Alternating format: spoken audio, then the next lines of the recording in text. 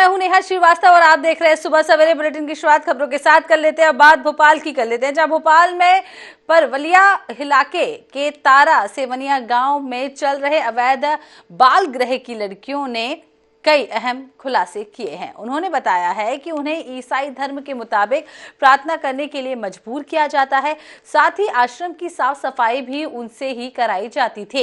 इस मामले में बाल गृह संचालक अनिल मैथ्यू को गिरफ्तार कर जेल भेजा जा चुका है।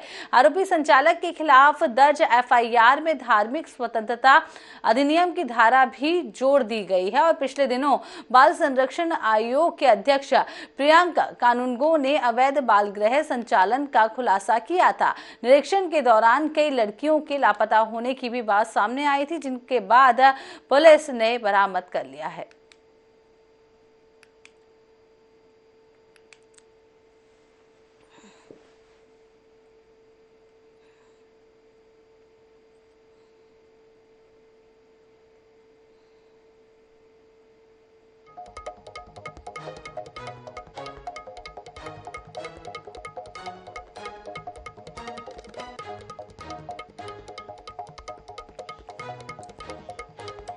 मध्य प्रदेश के अधिकतर इलाकों में कोहरा बारिश का सिलसिला जारी है। प्रदेश के सभी जिलों में कोहरा छाया रहा। भोपाल में विजिबिलिटी 600 मीटर रह गई थी। मौसम विज्ञान केंद्र में अगले 5 दिनों तक कोहरा बादल और मावठे की संभावना जताई है। वहीं मालवा सहित कई इलाकों में ओले गिरने की भी आसार देखे जा रहे हैं। भोपाल और नर्मदापुरम संभाग में भी बारिश हो सकती है। भोपाल में मावठी से तापमान 17.5 डिग्री दर्ज किया गया है।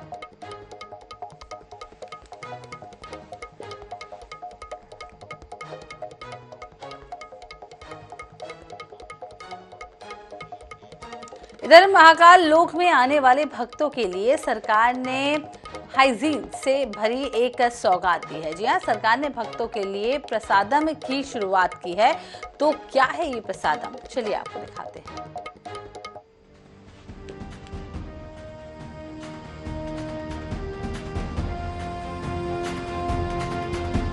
उज्जैन के श्री महाकाल लोक में देश के पहले हेल्दी और हाइजीनिक फूड स्ट्रीट प्रसादम का लोकार्पण रविवार को मुख्यमंत्री डॉक्टर मोहन यादव ने किया, जिसे 1,75,00,000 रुपए की लागत से तैयार किया गया है।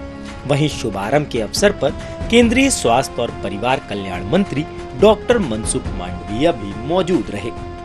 केवल देवस्थान पे पूजा पाठ के कर्मकांड के लिए हम आमंत्रित नहीं कर रहे, हम उनकी सभी प्रकार की चिंता कर रहे हैं। मैं आपका अभिनंदन करता हूँ। ये प्रसादम के माध्यम से आपने ये खाने पीने के जो स्वास्थ्य की मूल चीजें हाइजीनिक खाद्य के माध्यम से जो देश का पहला सेंटर का उद्घाटन किया है, मैं आपका वंदन करता हूँ, अभिनंदन करता हूँ, बधाई देता हूँ। आज देश में पहली फूड स्ट्रीट प्रसादम के नाम से आज महाकाल की इस धरती पर प्रारंभ हुई है। आने वाले दिनों में देश के हर शहर में, देश में हर जगह पे ऐसी फूड स्ट्रीट लगा के देश के नागरिक का स्वास्थ्य को सुनिश्चित करना है। श्री महाकाल लोक के नीलकंठ द्वार के पास बनी पार्किंग की छत पर प्रसादम को बनाया गया है, जिसमें 150 से 200 स्क्वायर फीट की कुल 17 दुकानें हैं। प्रसादम में अलग अलग फूड स्टॉल होंगे, जहां उज्जैन के स्थानीय व्यंजनों का लुत्फ भगवान महाकालेश्वर के दर्शन के लिए आने वाले श्रद्धालु ले सकेंगे। खाना बनाने में होगा आरओ वाटर का इस्तेमाल। सभी वेंडर को फसाई देगा ट्रेनिंग। मोटे अनाज से बने व्यंजन को मिलेगा बढ़ावा। उज्जैन महाकालेश्वर के बाद प्रसादम को देश भर के 100 स्थानों पर खोला जाएगा। यहाँ समोसा, कचौड़ी और जंक फूड के साथ प्लास्टिक पर पूरी तरह प्रतिबंध रहेगा। बता दें कि फरवरी के पहले सप्ताह से प्रसादम पूरी तरह शुरू कर दिया जाएगा। Bureau report, INS 24/7 Bhopal.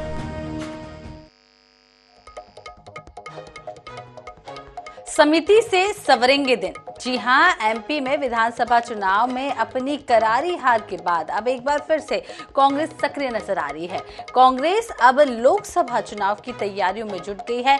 Party ने प्रदेश चुनाव समिति और पॉलिटिकल अफेयर्स कमेटी का गठन कर दिया है, लेकिन विधानसभा में जिस बॉडी लाइन को हार का जिम्मेदार माना गया है, कांग्रेस ने एक बार फिर से उसी पर दांव लगाना भी शुरू कर दिया है। जी हां, वही समितियां बनाई गई हैं और नामों को लेकर भाजपा को फिर परिवारवाद का तंज कसने का मौका मिल गया है।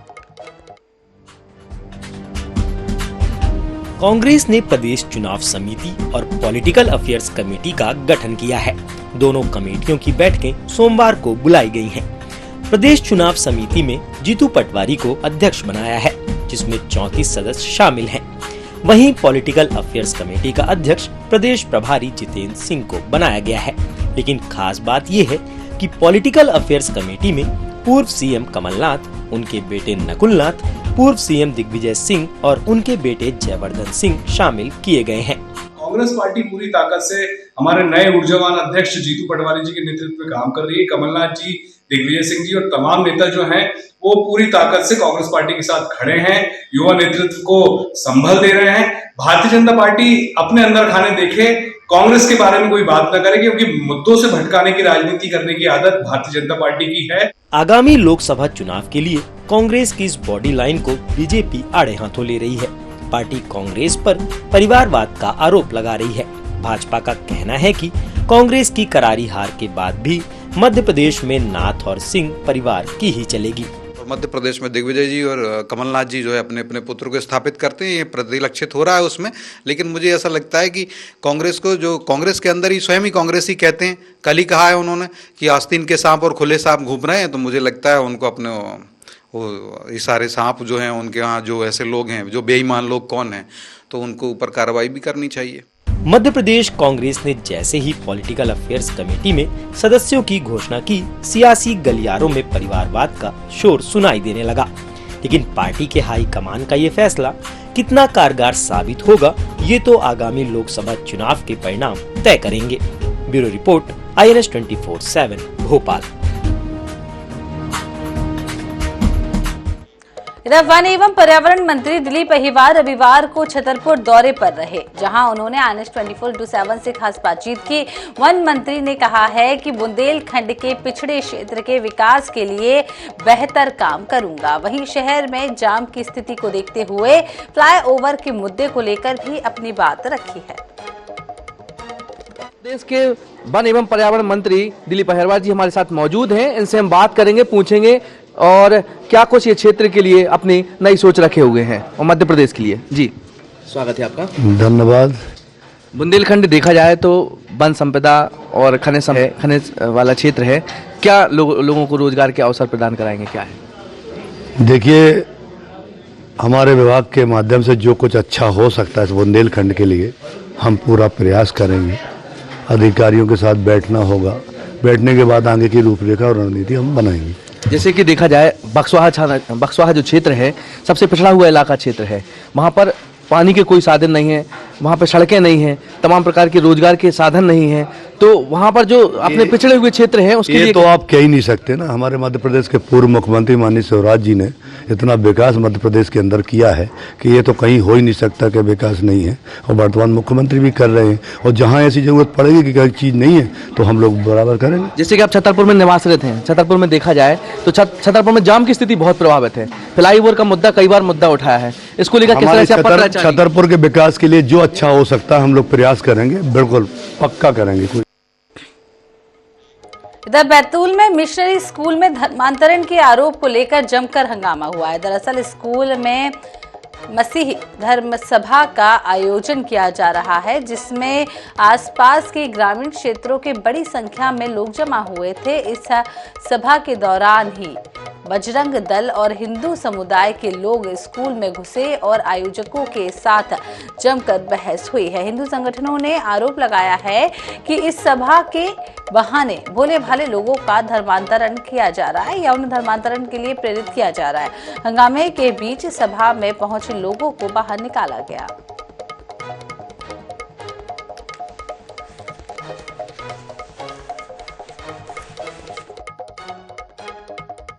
भोपाल में बदमाशों की रंगदारी कम होने का नाम नहीं ले रही है। शहर के ऐशबाग क्षेत्र में आने वाले कलाम पार्क के पास बाइक सवार आधा दर्जन बदमाशों ने जमकर आतंक मचा दिया। बदमाशों ने दहशत फैलाने के लिए धारदार हथियार से सड़कों पर हुड़दंग कर कई गाड़ियों पर तलवार से तोड़फोड़ भी कर दी है। वहीं सूचना के बाद पुलिस जब तक मौके पर पहुंची तब तक बदमाश भाग चुके थे। वहीं घेराबंदी कर एक बदमाश को पुलिस ने दबोच लिया है। एसीपी सुनील श्रीवास्तव ने बताया है कि फरियादी साहब ऑटो चलाते हैं और वह ऑटो चलाकर आए थे, तभी मुन्ना के ऑटो में 6 आरोपी बैठकर नशा कर रहे थे। इस संबंध में अभी थाना प्रभारी से मेरी चर्चा हुई है और इनके सभी थानों से रिकॉर्ड लिए जा रहे हैं और थाना विभाग से भी रिकॉर्ड लिए जा रहे हैं। रिकॉर्ड के आधार पर और जो भी एनएसए जिला बदर या जो भी कड़ी कार्रवाई इनके खिलाफ की जा सकती है वो कार्रवाई इनके खिलाफ की जाएगी। और जैसा आपने एक पुरानी घटना के बारे में जिक्र किया, वो भी पता किया जाएगा कि ये उस घटना से संबंधित ही आरोपी तो नहीं। उज्जैन के अग्रवाल परिवार से जुड़ी एक टीवी सीरियल मेहंदी वाला घर जल्द ही रिलीज होने वाला है। जी हां, इसमें लंबे समय बाद एक्टर करण मेहरा छोटे पर्दे पर मनोज अग्रवाल की भूमिका निभाते हुए नजर आएंगे। अपनी दोबारा वापसी को लेकर करण मेहरा बेहद उत्साहित है। अग्रवाल परिवार पर बनी इस धारावाहिक में संयुक्त परिवार के महत्व को बताया गया है। साथ ही मनोज अग्रवाल जो परिवार के महत्वपूर्ण भूमिका निभाने वाले हैं, इस सीरियल को लेकर करण मेहरा का कहना है कि इस परिपक्व चरित्र के साथ ही मुख्यधारा के टेलीविजन पर वापसी मेरे लिए एक सुखद अनुभव है और मैं इस शो के लॉन्च का बेसब्री से इंतजार कर रहा हूं। देखिए, ये सबसे पहले तो मैं ये कहना चाहूँगा कि हम बहुत सौभाग्यशाली हैं कि इतनी पवित्र नगरी में आए, महाकाल की नगरी में आए, दर्शन करेंगे और यहाँ एक अजीब सा सुकून और शांति है। और साथ ही साथ ये हमारी जो कहानी है, ये एक जैसा विभा जी ने बताया, एक फैमिली की है, जॉइंट फैमिली की है और जॉइंट फैमिली में जो एक दूसरे का सहारा फैमिली बनती है, उसकी कहानी है। ये ऐसी बहू है जो अपने सास ससुर की सेवा करती है। ये एक हम ये दिखाना चाहते हैं कि जो आजकल के बच्चे जो अपने सास ससुर और सबको छोड़ के जाते हैं तो उनको कितना फील होता है, कितना दर्द होता है। लेकिन अगर वही बहू बेटी बन के अगर घर में रहेगी तो सास ससुर को एक बेटी मिल जाएगी बहू के रूप में। तो हमें जॉइंट फैमिली के साथ बहुत प्यार से और हंसी खुशी से रहना चाहिए।